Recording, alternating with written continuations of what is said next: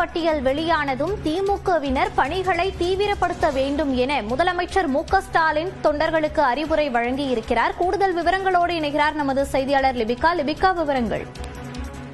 மோனிஷா, என் வாக்குச்சாவடி வெற்றி வாக்குச்சாவடி என்ற தலைப்பில் திமுக மாவட்ட செயலாளர்கள் ஆலோசனை கூட்டமானது திமுக தலைவரும் முதலமைச்சருமான மு.க.ஸ்டாலின் தலைமையில் தற்போது காணொலி காட்சி வாயிலாக தொடங்கியிருந்தது.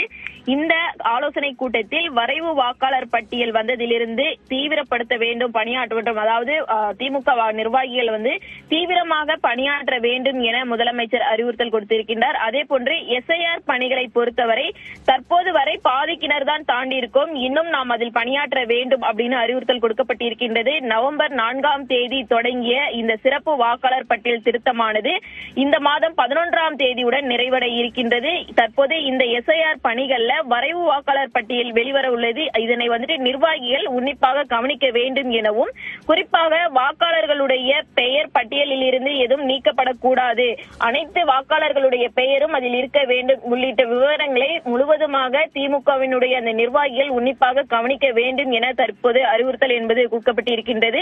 அதே போன்று தீவிர திருத்த அந்த தொடர்பாக தினந்தோறும் மாலை நிர்வாகிகளை அழைத்து கள நிலவரங்கள் குறித்தும் பேசி வருவதாகவும் குறிப்பிட்டிருக்கின்றார். குறிப்பாக இந்த SIR பணிகள்ல திமுக நிர்வாகிகள் உடனடியாக உன்னிப்பாக கவனிக்க வேண்டும் என இந்த ஆலோசனை கூட்டத்தில் அவர்களுக்கு அறிவுறுத்தல் என்பது கொடுக்கப்பட்டிருக்கின்றது. மோனிஷா,